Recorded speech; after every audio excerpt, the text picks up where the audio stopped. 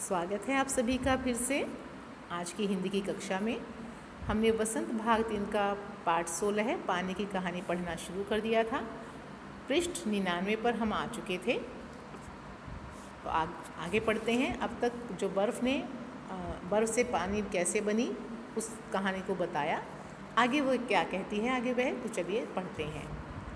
समुद्र का भाग बनकर कि जल के रूप में जब वह समुद्र में मिल जाती है, मैंने जो दृश्य देखा कि उसने जो देखा वह वर्णनातीत है, वर्णन से परे है।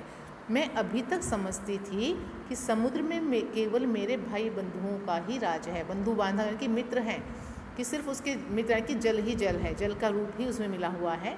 परंतु अब ज्ञात हुआ कि समुद्र में चहल पहल वास्तव में दूसरे जीवों की है, कि अनेक ऐसे जलीय जीव हैं, समुद्रीय जीव हैं जो वहाँ पहले से उपलब्ध हैं, पहले से ही मौजूद हैं। सिर्फ पानी नहीं है, बहुत कुछ है समुद्र में। उसमें निरा नमक भरा है, उसमें बहुत नमक भी है। पहले समुद्र का खारापन मुझे बिल्कुल नहीं भाया, उसे अच्छा नहीं लगता था समुद्र का खारापन। जी मचलाने लगा, जी खराब हो जाता है उसका उस खारे पानी से। पर अब धीरे धीरे सब सहन हो चला, लेकिन अब वह उसे सहन करना सीख गई है, आदत हो गई है। एक दिन मेरे जी में ख्याल आया कि मैं समुद्र के ऊपर तो बहुत घूम चुकी हूँ, भीतर चलकर भी देखना चाहिए। कि ऊपर तो मैंने देख लिया क्या क्या है, तो चलो अब भीतर चलकर देखते हैं क्या है। इस कार्य के लिए मैंने गहरे जाना प्रारंभ कर दिया। वह समुद्र की गहराई में जाती है। मार्ग में मैंने विचित्र विचित्र जीव देखे, अलग अलग हैरान करने वाले ऐसे जीव जो हैरान हो जाते, जिन्हें देखकर वह मैंने अत्यंत मैंने बहुत ही धीरे धीरे रेंगने वाले घोंघे, जालीदार मछलियाँ, कई मन भारी कछुए, बहुत बड़े बड़े कछुए और हाथों वाली मछलियाँ देखी, जैसे ऑक्टोपस होता है, वो ऐसे जीव उसने देखे। एक मछली ऐसी दिखी जो मनुष्य से कई गुना लंबी थी, बहुत बड़ी मछली। उसके 8 हाथ थे। वह इन हाथों से अपने शिकार को जकड़ लेती थी। संभवतः ऑक्टोपस जिसे आप कहते हैं उसके ही बात हो रही है। मैं और गहराई की खोज में किनारों से दूर गई तो मैंने एक ऐसी वस्तु देखी कि मैं चौंक पड़ी। अब उसे और हैरान करने वाली कोई चीज़ दिखाई दी। अब तक समुद्र में अंधेरा था, सूर्य का प्रकाश कुछ ही भीतर तक पहुंच पाता था। सूर्य की रोशनी भी नहीं पहुंच पाती थी वहां तक, बहुत थोड़ी दूर तक जा रही थी, उसके अंदर नहीं। और बल लगाकर देखने के कारण मेरे नेत्र दुखने लगे थे। जब हम कुछ प्रेशर से दबाव डालकर आंखों पर देखते हैं तो आंखों में दर्द शुरू हो जाता है, वही उसके साथ हुआ। मैं सोच रही थी कि यहाँ पर जीवों को कैसे दिखाई पड़ता होगा, कि कैसे देख सकते हैं इतने अंधेरे वातावरण में, कि सामने ऐसा जीव दिखाई पड़ा मानो कोई लालटेन लिए घूम रहा हो, कि उसके पास वो लालटेन है रोशनी के लिए। यह एक अत्यंत सुंदर मछली थी।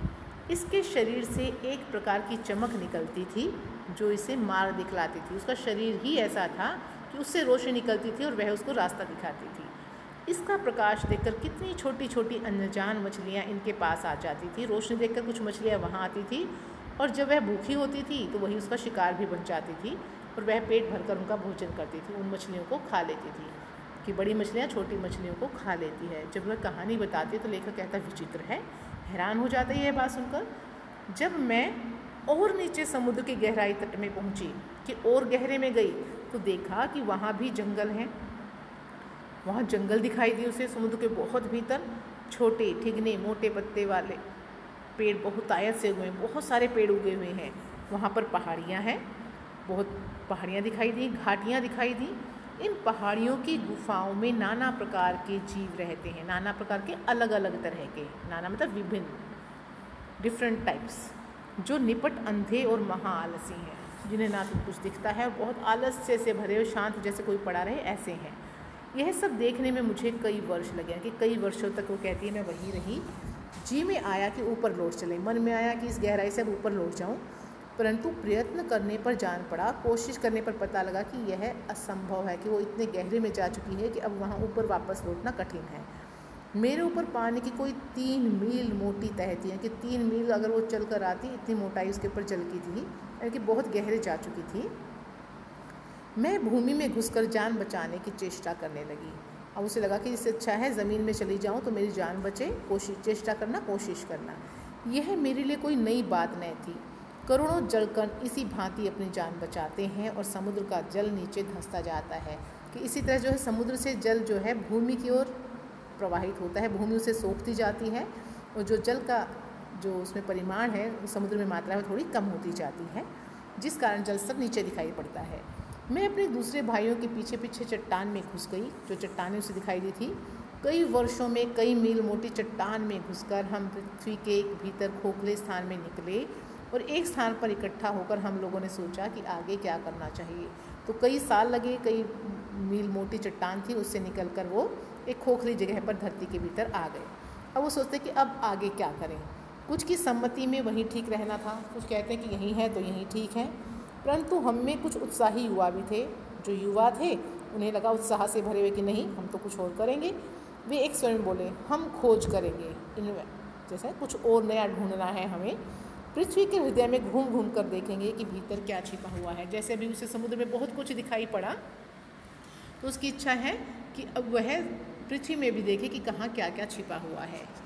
अब हम शोर मचाते हुए आगे बढ़े तो एक ऐसे स्थान पर पहुँचे जहाँ ठोस वस्तु का नाम भी न था, कुछ ठोस था ही नहीं। बड़ी बड़ी चट्टानें लाल पीली पड़ी थी और नाना प्रकार की धातुएं इधर उधर बहने को उतावली हो रही थी। इसी स्थान के आसपास एक दुर्घटना होते होते बची।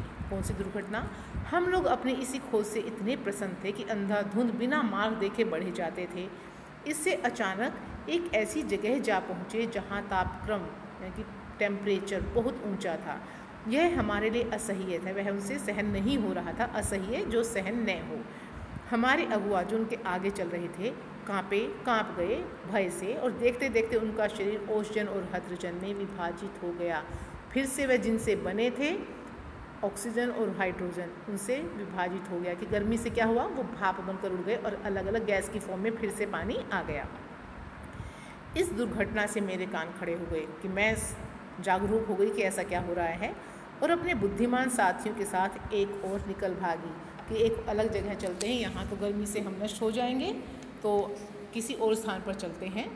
हम लोग एक ऐसे स्थान पर पहुँचे जहाँ पृथ्वी का गर्भ रह रहकर हिल रहा था, जहाँ पर हलचल थी।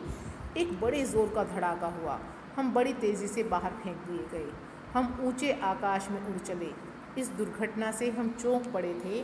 पीछे देखने से ज्ञात हुआ कि पृथ्वी फट गई है, उसमें धुआं, रेत, पिघली धातुएं और लपटें निकल रही हैं। कौन सी बात हो रही है? ज्वालामुखी की बात। जब ज्वालामुखी फटता है, वोल्केनो फटता है, तो उसमें से जो लावा निकलता है उसकी बात है कि बहुत कुछ उसमें से निकल रहा था। यह दृश्य बड़ा ही शानदार था, उसे बहुत अच्छा लग रहा था और इसे देखने की हमें बार बार इच्छा होने लगी कि हम तो फिर देखेंगे। मैं समझ गया तुम ज्वालामुखी की बात कर रही हो। लेखक कहता है कि मुझे समझ आ गई कि तुम ज्वालामुखी के बारे में बता रही हो। हाँ, तुम लोग उसे ज्वालामुखी कहते हो। जब हम ऊपर पहुँचे तो हमें एक और भाप का बड़ा दल मिला। दल मतलब ग्रुप, समूह। भाप का बहुत बड़ी भाप, बहुत संख्या मतलब परिमाण में भाप थी, वह उन्हें मिली। हम गरज कर आपस में मिले और आगे बढ़े। पुरानी सहेली आंधी के भी हमें यहाँ दर्शन हुए। पहले से ही जानते थे वो आंधी को। वह हमें पीठ पर लादे कभी इधर ले जाती, कभी उधर। तो जहाँ जहाँ जिस दिशा में आंधी चलती है, हवा चलती है, तो जलकण उधर ही चल देते हैं। वह दिन बड़े आनंद के थे। हम आकाश में स्वच्छंद की लोलें करते फिरते थे, कि आनंद से आसमान में यहाँ से वहाँ हम घूमते फिरते थे। बादल की बात है, बादल जल से भरे होते हैं, कभी इस दिशा में, कभी कहीं जाते हैं। बहुत से भाप जलकणों के मिलने के कारण हम भारी हो चले। जब पानी की मात्रा बादल में बढ़ जाती है, वो भारी हो जाता है तो बरसना शुरू कर देता है। तो कहती है हम भारी हो गए और नीचे झुकाए और एक दिन बूंद बनकर नीचे कूद पड़े। फिर वर्षा के रूप में पानी फिर से धरती पर आ जाता है। पूरी जो कहानी है जल चक्र की है। मैं एक पहाड़ पर गिरी, कहती है मैं पहाड़ पर गिरी और अपने साथियों के साथ मैली कुचैली हो एक ओर को बह चली। पहाड़ों में एक पत्थर से दूसरे पर कूदने और किलकारी मारने में जो आनंद आया वह भूला नहीं जा सकता। कि पहाड़ों से टक्कर लेते हुए बहुत मज़ा आया। नदी के रूप में, झरनों के रूप में जब यहाँ से वहाँ वो बह चली तो कहती बहुत आनंद देने वाला क्षण था वो। हम एक बार बड़ी ऊंची शिखर पर से कूदे, बहुत ऊंचाई से, और नीचे एक चट्टान पर गिरे। बेचारा पत्थर हमारे प्रहार से टूटकर खंड खंड हो गया। पत्थर टूट गया, इतने प्रहार से, इतनी तेज़ी से जलधाराएं ऊपर से गिरी जिससे चट्टान को भी तोड़ डाला। यह जो तुम इतने रेत देखते हो, पत्थरों को चबा चबा कर हम ही बनाते हैं। कि जैसे चबाने से चीज़ बारीक हो जाती है, वैसे ही हम इतने दबाव से, इतने प्रेशर से उस पर गिरते हैं कि जो पत्थर है वह रेत में तब्दील हो जाता है छोटे छोटे कणों में। जिस समय हम मौज में आते हैं तो कठोर से कठोर वस्तु हमारा प्रहार सहन नहीं कर पाती। जब हम मौज मस्ती में चलते हैं तो इतनी तेज़ी से दबाव में बहते हैं, कोई भी चीज़ कितनी कठोर हो, कितनी सख्त हो, हमारे प्रहार से नहीं बच पाती है। फिर आगे कहती हैं, अपनी विजयों से उन्मत्त होकर, जो उन्होंने जीत हासिल की उसमें उन्मत्त होना है पागल होना, मानो कि हम विजय में पागल थे। हम लोग इधर उधर बिखर गए। मेरी इच्छा बहुत दिनों से समतल भूमि देखने की थी कि हम मैदानी भाग में पहुँचे, इसलिए मैं एक छोटी धारा में मिल गई। छोटी धारा जो है जो मैदानों तक जाती है, कहती है मैं उसमें जाकर मिल गई। सरिता के वे दिवस, सरिता नदी में जो बह रही है, वे दिन बहुत मज़े के थे। हम कभी भूमि को काटते, कभी पेड़ों को खोखला कर उन्हें गिरा देते। बहते बहते मैं एक दिन एक नगर के पास पहुँची, एक शहर में पहुँची। मैंने देखा कि नदी के तट पर एक ऊंची मीनार में से कुछ काली काली हवा निकल रही है, यानी कि कोई कारखाना वहाँ लगा है जिसमें से धुआं निकल रहा है। मैं उत्सुक हो उसे देखने को क्या बढ़ी कि अपने हाथों दुर्भाग्य को न्योता दिया, कि बढ़कर जब उसको देखने की इच्छा हुई कि देखूं क्या है, तो मानो वही मेरा दुर्भाग्य का दिन था। मैंने खुद ही अपने पैर पर कुल्हाड़ी मार ली। ज्यों ही मैं उसके पास पहुंची, अपने और साथियों के साथ एक मोटे नल में खींच ली गई। एक नल के द्वारा जब किसी ने हैंडपम्प चलाया होगा या मोटर चलाई होगी तो उससे पानी जो है वहाँ पर सोख लिया गया, खींच लिया गया। कई दिनों तक मैं नल घूमती फिरी, फिर वह नल से यहाँ से वहाँ पहुँची। मैं प्रति क्षण उसमें से निकल भागने की चेष्टा में लगी रहती थी कि यहाँ से बचकर भाग निकलूँ। भाग्य मेरे साथ था, कि भाग्य मेरे फेवर में था, मेरे साथ था। बस एक दिन रात के समय में मैं ऐसे स्थान पर पहुँची जहाँ नल टूटा हुआ था, कि जहाँ नल टूटा हुआ था मैं तुरंत उसमें होकर निकल भागी। जब वहाँ से निकल कर भागी तो क्या हुआ, पृथ्वी में समा गई और अंदर ही अंदर घूमते घूमते इस बेर के पेड़ के पास पहुँची। अब जहाँ से वह उसकी हथेली पर आई थी वह रुकी। अब कहानी उसने सुनाई है लेखक को।